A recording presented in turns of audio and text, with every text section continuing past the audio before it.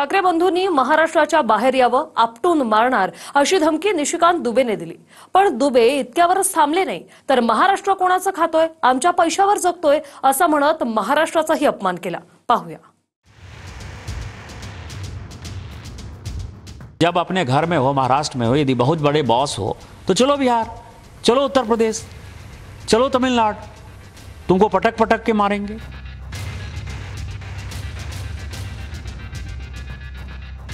माहिम की दरगाह के सामने जो है किसी हिंदी भाषी और उर्दू भाषी को पीट कर दिखा दें। हमारे पैसे पर पल रहे हो, तुम कौन सा टैक्स देते हो, कौन सी इंडस्ट्री है तुम्हारे पास। हा आहे भाजपचा झारखंडचा खासदार निशिकांत दुबे। दुबेने अक्षरशः गरळ ओकून आग लावण्याचं काम केलं। ही आग ठाकरे बंधूंना आपटून मारण्याच्या धमकीपर्यंतच नाही, तर दुबेनं महाराष्ट्राची औकात काढली। सुरुवातीला ठाकरे बंधूंना धमकी देण्याची त्याची पद्धत पहा। आप में ज्यादा हिम्मत है तो आप हिंदी भाषी को मारते हो तो उर्दू भाषी को भी मारो, तमिलियन को भी मारो, आप जो है तेलुगु वाले को भी मारो। आप जो इस तरह की घटिया हरकत कर रहे हो, और मैंने हमेशा कहा है कि जब अपने घर में हो, महाराष्ट्र में हो, यदि बहुत बड़े बॉस हो तो चलो बिहार, चलो उत्तर प्रदेश, चलो तमिलनाडु, तुमको पटक पटक के मारेंगे। ये अनार्की जो है नहीं चलेगी। असे जे कोणी जे आहेत त्यांचं म्हणजे मी खरं म्हणजे मी लक्कडबग्गा बोललो, त्या लक्कडबग्गाची मी माफी मागतो, कारण ते त्याही लायकीचे नाहीये ती लोक। त्यांचं टाळ्या घालणं हा उद्योगच आहे, आणि इकडे येऊन त्यांनी बघावं की आमचा कोणत्याही भाषेला विरोध नाही, पण भाषेच्या सक्तीला विरोध आहे। त्याच्यामुळे तुम्ही उगाचच भाषिक वाद इकडे करू नका। माहीममध्ये दर्ग्यावर जाऊन मारून दाखवा असं आव्हान देऊन दुबेनं नवी आग भडकवण्याचा प्रयत्न केला। ट्विट करत घरात कुत्राही वाघ असतो अशी चिथावणीही दिली। हिंदी भाषिकांना मुंबईत मारणाऱ्यांनो, जर हिम्मत असेल तर महाराष्ट्रात उर्दू भाषिकांना मारून दाखवा। आपल्या घरात तर कुत्रा देखील वाघ असतो, कोण कुत्रा आणि कोण वाघ स्वतःच ठरवा।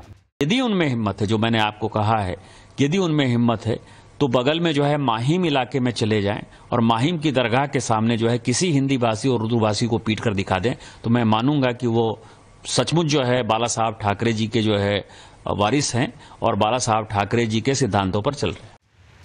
दुबे भाजपचा खासदार आहे, राजकारणापर्यंत राजकीय टीकाही एक वेळ समजू, पण दुबेने बुद्धीही गहाण ठेवल्याचं दिसतंय।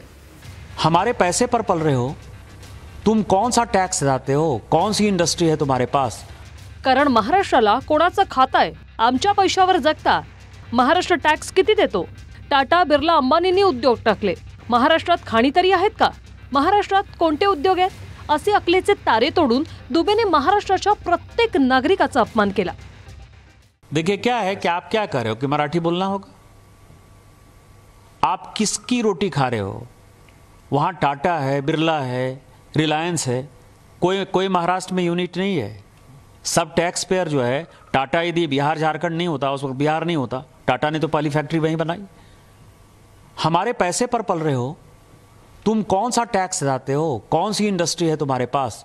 माइंस हमारे पास है, झारखंड के पास है, छत्तीसगढ़ के पास है, मध्य प्रदेश के पास है, उड़ीसा के पास है। आपके पास कौन सी माइंस है? रिफाइनरी यदि रिलायंस ने बैठाई या एसआर ने रिफाइनरी बैठाई तो वो गुजरात में रिफाइनरी बैठाई है। सारी इंडस्ट्री जो है, सेमीकंडक्टर की भी इंडस्ट्री है तो गुजरात में आ रही है। आप जो है लाटसाही कर रहे हो। देवेंद्र फडणवीसजींचं काय स्टेटमेंट आहे? महाराष्ट्र काय त्यांच्या पैशावर जगतो? सगळ्यात जास्त रेव्हेन्यू कुठे जातो तुम्ही माहिती घ्या, आणि त्याच्या बदल्यामध्ये केंद्र सरकार आपल्याला किती रेव्हेन्यू वापस करतं तो पण एकदा डेटा घ्या ना।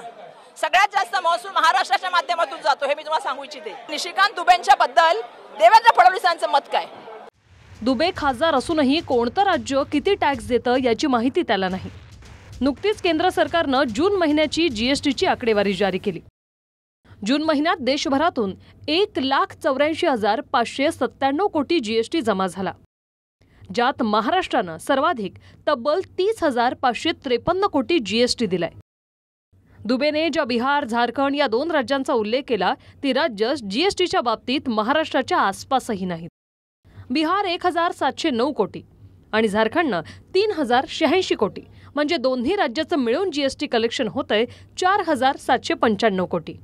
या दोन्ही राज्यांपेक्षा महाराष्ट्रानं 25,758 कोटींचा जीएसटी अधिक भरलाय।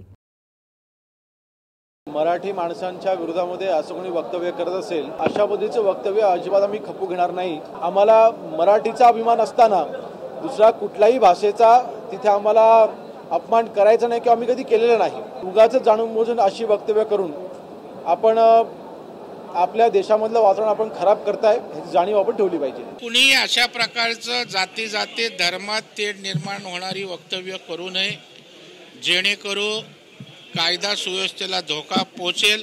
प्रत्येकजण योग्य वेळी शेअर होत असतो, परंतु दुसऱ्याने गाय कापली म्हणून आपण वासरू कापण्याचं काही कारण नाही.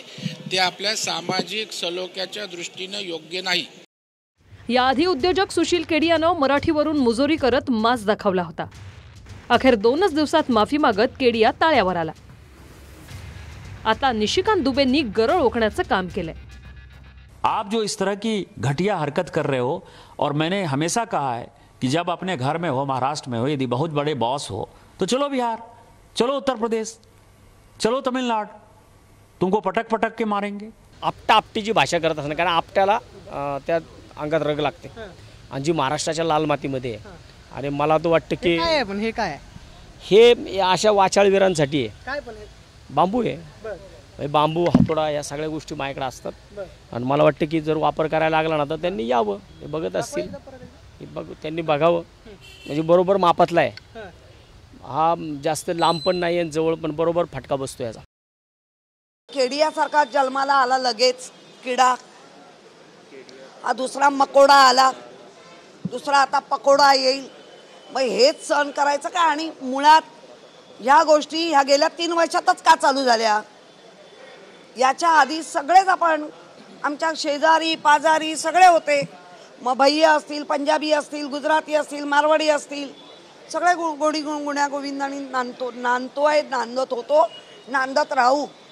पण असे घाणेडे हे किडे मकोडे पकोडे येऊन जर महाराष्ट्रात काही गडबड करणार असतील तर आम्ही ती गडबड होऊ देणार नाही. अरे कुत्र्या, झारखंडमध्ये बसून नको बोलू रे. तुझ्यात हिम्मत आहे ते ये इकडे. आम्ही सगळीकडे फिरतो, तुझी काय हिम्मत आहे ते आम्ही बघितली.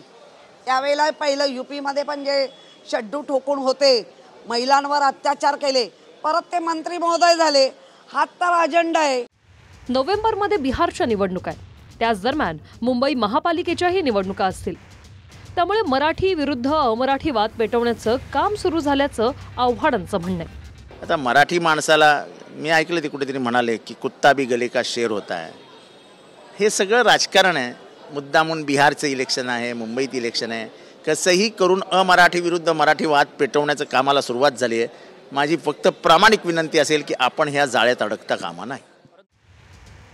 राजकारणासाठी अनेक मुद्दे आहेत. राजकीय चिखलफेकही किती करा, पण आमच्या पैशांवर जगता असे खोटे दावे करून महाराष्ट्राचा अपमान करण्याची परवानगी दुबेला कोणीही दिलेली नाही. Bureau report, TV9 Marathi.